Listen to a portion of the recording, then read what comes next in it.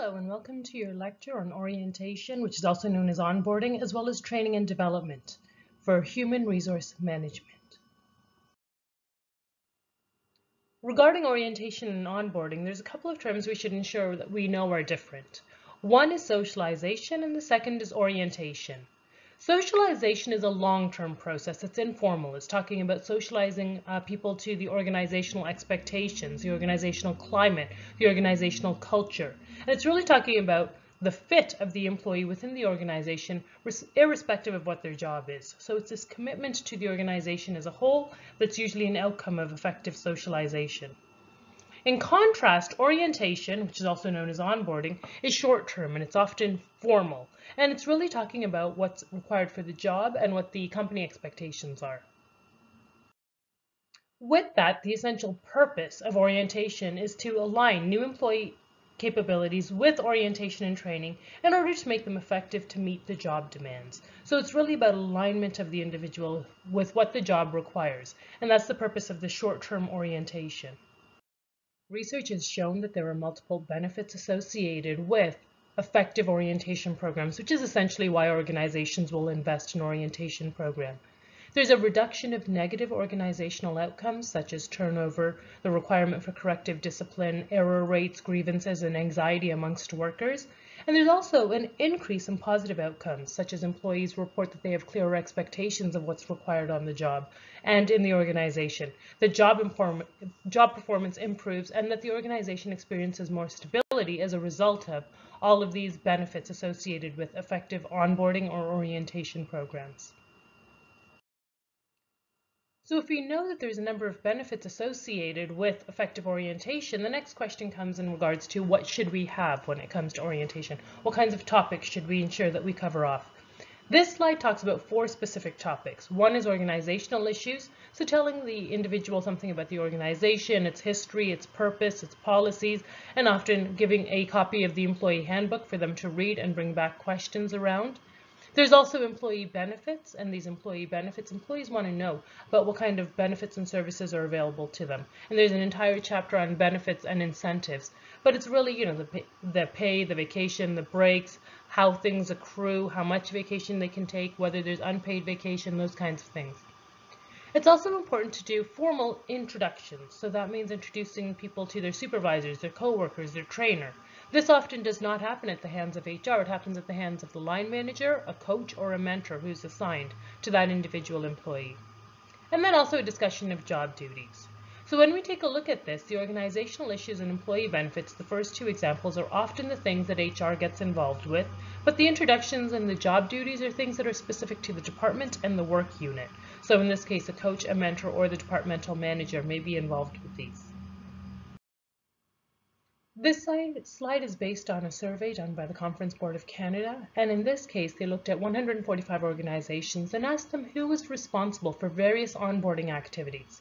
And we can see that same split. So informing people and training them is often the responsibility of the manager when it comes to what's required for the job, the assignment of work, the job scope, creating an employee development plan, or often management by objective plan.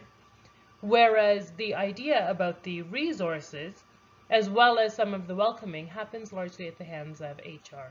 So the welcome message, the broader welcome to the organization message. What's important here that I also identify is that out of the 145 organizations that were surveyed, the 56% actually offered a sponsor or buddy program, which is quite disappointing in my opinion, because there is a requirement here for us to socialize people, and which we'll get into that later, but socialize people into the organization by offering a formal sponsor, buddy, mentor, coaching program to help people understand what their role is within the organization. The goal essentially is to get employees to hit the ground running so they're ready to work and increase their productivity quite soon. When we took a look at a survey about 129 organizations in Canada and asked them what is the average length of your onboarding program, we saw that 14% were 1 day, and the majority of these were 1 week to 3 months. So that means that people might start their job on Monday and get job-specific training, and then later on, a 2-week period down the road, they may get an orientation or onboarding program. I know when I joined the University of Guelph, my first day of work was July 1st, and my onboarding program happened middle of October. So while I was introduced to my work unit, I wasn't introduced to the organization and told about organizational policies or plans from an HR perspective or from a strategic perspective until 3 months into working. This leads into an interesting discussion around why organizations are taking so long to orient employees, and part of it comes with the fact that there's just so much information. So when there's a lot of information, we might feel overwhelmed with what we're supposed to work on immediately, and it might actually overwhelm the employee. Sometimes employees are given menial tasks, and in menial tasks, essentially we're waiting for a project to complete, we're waiting for someone to come back, we're waiting to really give them an opportunity to get settled into the job, and we give employees menial tasks like data entry or reviewing websites, and that can actually demoralize a new employee, who at that point is the most susceptible to evaluating the person job fit and may increase turnover. Sometimes they're overloaded with forms, and through technology we might have the ability to make this information publicly available. As you can tell also, some of you learn by videos, but when there's form after form after form, we can get lost in it. And that happens to employees as well. There's the trial by fire philosophy. I know when I joined Hewlett-Packard in 1997 or 98, when I was working for them in global professional services, it was quite interesting because they offered free breakfast, and I was unsure about how I would get the breakfast and if we were allowed to go and when the department was going. I was also unsure about parking rules. I was unsure about whether everyone clocked out at 5 o'clock or whether they stayed behind. So those kinds of small things were very unsure to me, and I didn't have a mentor to help me out. So you learn these things as trial by fire. And essentially, sometimes there's a gap also between the human resources broad orientation to the organization and the department's orientation. So the department's the micro level, and then the organization's the macro level. Well, in the middle, we have a meso level, which is kind of a group level, maybe an industry level, maybe a level that's associated with the job. And in those cases, sometimes that middle level is missing because we're only focused on what HR is doing and what the department is doing, and there's no one filling the gap of the middle level. This is a good time for you to reflect on your own experiences if you've hired somebody or if you've actually been hired more recently, and think about whether you fell into any of these organizational pitfalls and try to actively avoid these. Now that we have a little bit of a teaser regarding orientation and onboarding, let's switch gears and talk a little bit about training. The two terms that you'll see together are training and development. That's more frequently together rather than onboarding and training. But training and development is really talking about the basic skills or competencies that we need to do the job. So it's not about getting us aligned to the expectations of the job, it's about building skills or competencies in the employee. Training doesn't happen in isolation. It's not something that we organize within our own company. It is also affected by internal and external factors. For example, if there's low unemployment, so let's assume that there's 3 or 4% unemployment in the market around us, in the labor force around us. That means we've got a tight labor market. That means as employers, even though we might want someone with a certain competency set, there simply isn't someone available who's unemployed, who's willing to take on that job, and it's hard for us to poach employees from other organizations. So in tight labor markets, we have to increase training because generally we have less choice when it comes to what types of employees are available because it's an employee-centric market. There's also a requirement when we change technology to develop the knowledge, skills, and abilities related to new and changing technologies. As an online learner, you're using this CourseLink-based system here at the University of Guelph. When I joined on in the first 4 years, we went through 3 different systems. We went through Blackboard, another system, and then we ended up at CourseLink. And every time the system changed, we all had to be trained on the new system. There's also globalization, and this is quite important for international assignments. We'll get into this a little bit more in Chapter 17, but it's really critical to know when people are being sent for international assignments, for conferences abroad, what some of the rules and regulations might be and give training associated with that. And of course, mergers, acquisitions, and restructuring require a lot of training, and that training, as well as development, is focused around some of the culture and the job identity that individuals have. So there may be a requirement to learn new systems, maybe a requirement to meet new people, and team-based training is quite effective then. But these are the kinds of trends that affect training. So how do we figure out what to train for? If we know generally training is needed, how do we figure this out? Well, the first step is to do a needs assessment. This step by far is the most missed step. Sometimes we'll end up with a manager who says, well, I'm going to offer training on 7 habits of highly effective people without really understanding if that's going to solve any problem. So a needs assessment is really thinking about diagnosing problems. And you can't come up with a solution unless if you have an effective problem. In this case, we need to identify what the problem is, where the gap exists, and then think about the solution and what the needs might be for the individual. This might come from an organizational analysis, a job or task analysis, or a person analysis. So what's the difference between what skills you have and what you need for the job? What's the difference between the knowledge and skills of the group and what's required for the job, and what's going on at an organizational level? By far the most skipped step, and by far the most important step. Figure out what the problem is before you even determine what you're going to train on. Once you decide what kind of content you actually need to train people on, the next step would be to come up with an instructional design. Maybe it's going to be an online system, maybe you're going to use a third party, but essentially what you want to say is what are the associated learning outcomes with this training. So as you go through your program here at the University of Guelph, you can take a look at your course outlines and there's very clear learning outcomes. And that means by the end of this course, you should be able to do X, Y, Z. And you need to be clear as to what the deliverables are for the training. Again, an often missed step because there's a ready, fire, aim approach to training in organizations, but a critical step. It surprises me how many organizations think that validation is not required, but it's actually quite critical to successful training, especially when you're going to do it en masse. If you're providing training in a one-on-one environment, validation may not be as important, but when you're launching training throughout the organization or for multiple groups, you want to do a pilot study first. So that means that you take a smaller group of individuals, maybe 6 people or 8 people or 10 people, and you try out the training on them and then see whether it works or not. This is quite important because you'll get feedback from them regarding what worked and what didn't work, what met expectations and what did not, as well as the effectiveness of the trainer. So there may be a requirement to train the trainer.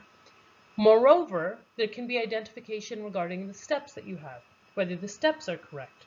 For example, maybe you had a brainstorming session and you put the brainstorming session at the start before anyone really knew what they were doing, and that would have been better suited at the end. So doing a pilot study is actually only about a half day worth of work to do the pilot study and get the feedback, but people will skip this step if there is not a large group of people who will be affected by the training. At this point, it's also critical to know that the learning curve indicates that people learn in bursts. And essentially, it's this idea that we have that when we do an assessment, that people learn and then they plateau for a bit while they're organizing the thought in their head. And then they will actually produce the outcome, whether it's an exam, an assessment, a write-up.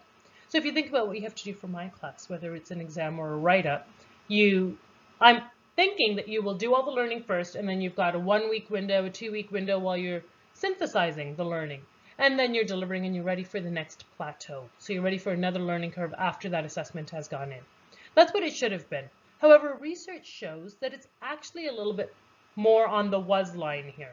So that means that even though the assessment is happening on that dotted line that says was, that means that you're on the learning plateau leading into the assessment point, which means that you haven't had that much time to ferment or critically think about the work, and that when the assessment point happens, you don't have as clear of an understanding of the material.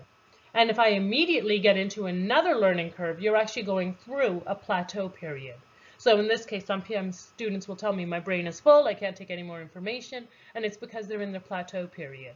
So it's almost this point where they're thinking about the work, but they're not able to take in more information effectively. There are so many methods available to try to figure out how we're going to deliver training. And I've divided those up into on the job as well as off of the job. So on the job means that this training has happened during your paid hours. So there's job rotations, apprenticeships, coaching, and those kinds of things.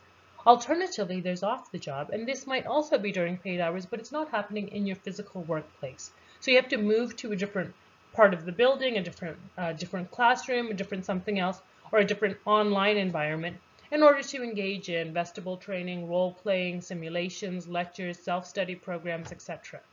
What you're doing here is largely off the job, even though I'm trying to bring in a little bit of coaching. And it's really this idea that you're learning through lectures and videos and simulations and cases and those types of things. We wouldn't want learning to end in the learning environment. We want it brought into the workplace, and that's referred to as transference of training. So transference of training really talks about how well we can implement some of the learning to improve employee outcomes and organizational outcomes. There's a number of organizational influences on this. One is the training outcome expectancies and how well it relates to what the employee does. So for example, if you've got a sales employee, they might have a higher transference of knowledge from a training exercise around time management, maybe one around dispute resolution or negotiation, rather than one that's around 7 habits of highly effective people, or rather the one that's around stronger keyboarding skills.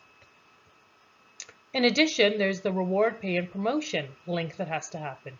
So I know when I worked for Nortel Networks in 1998 or 1999, right after Hewlett-Packard, there was a requirement for us to do 5 days worth of training every year. And that was actually required for the job. So it was linked to my rewards, my pay, and my promotion.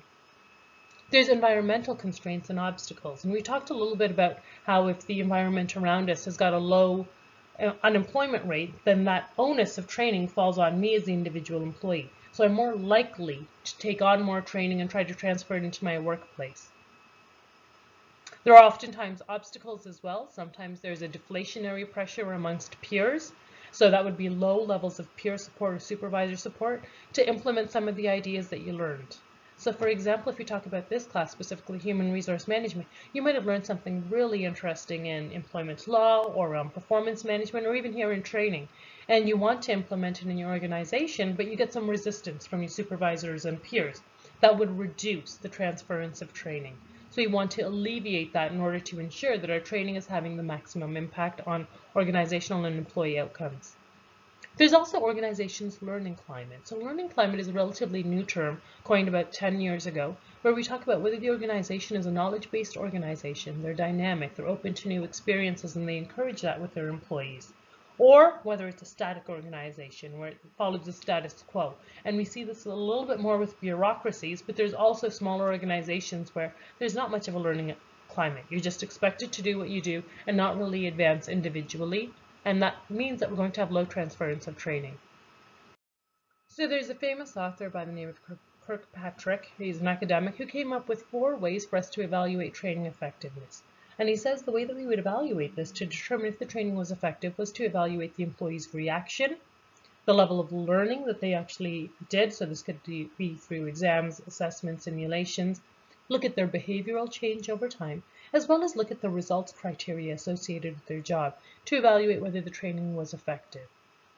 Since then, there's been some movement that we should also take a look at whether there's been an attitude change. So sometimes training actually increases the potential for us to think about the learning environment, or to look to our peers or our supervisors for support.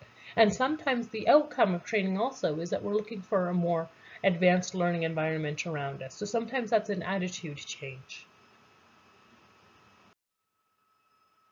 There are different measures in place to evaluate training, and if possible, we want to use the pre-test and post-test design, which is the last one on this slide. So that means that you might test someone's knowledge about something at the start before they're put in that learning environment, and then test it at the end. And any change can be associated then with the training. So for example, maybe you want to test someone's knowledge on French, and you see if they're a level 1 in French. And at the end of a 6-month training period, they're level 3.5 in French. Then you can associate the French training program for 2.5-point increases. However, that doesn't happen in most places. If you think about this course, it's not like you had a pre-test. It's not like I tested your knowledge on day 1 to even determine how much more you learned during this class. That would be an ideal situation, but it doesn't happen. Instead, what we have here is we measure reactions. So in an academic environment, as well as most of the training environments that you'll be exposed to in your workplace, there will be a measure of reactions.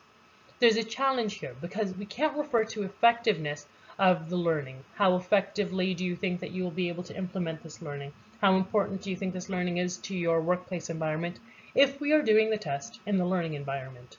So if there is a separate class, it's often at the end of the class. Or if there's a video, it's at the end of the video. If there's a course, it's at the end of the course that you are asked to evaluate the effectiveness of the training, but you haven't actually had a chance to implement it in your environment. And that creates a bit of a problem when we're measuring reactions. Why do people measure reactions? Well, you've got a captive audience, and it just happened now. So it's clear to say this is the end point of the training, and let's measure your reactions now.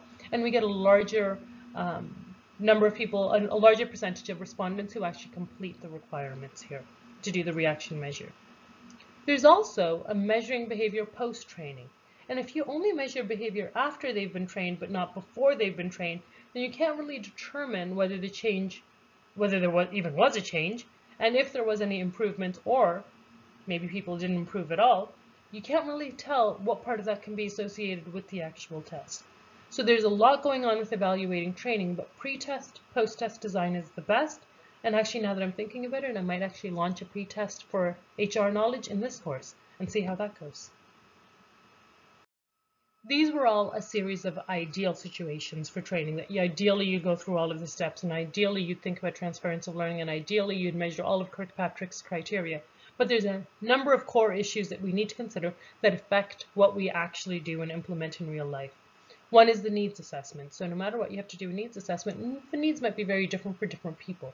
So in that case, there may be an economy of scale issue that comes into play, or maybe those needs can't be addressed through training. You have to take a look at what the training objectives were, who your audience is. Sometimes there's a big discussion about class size. I know one of the classes that I teach at the MBA level is over 40 students, and in my opinion, that's too large for an integrative MBA class. But the class size makes sense for the guidelines that are put forth by the university. So there's this weird push and pull that's happening between teaching pedagogy and teaching style, as well as the potential to learn and get individual feedback.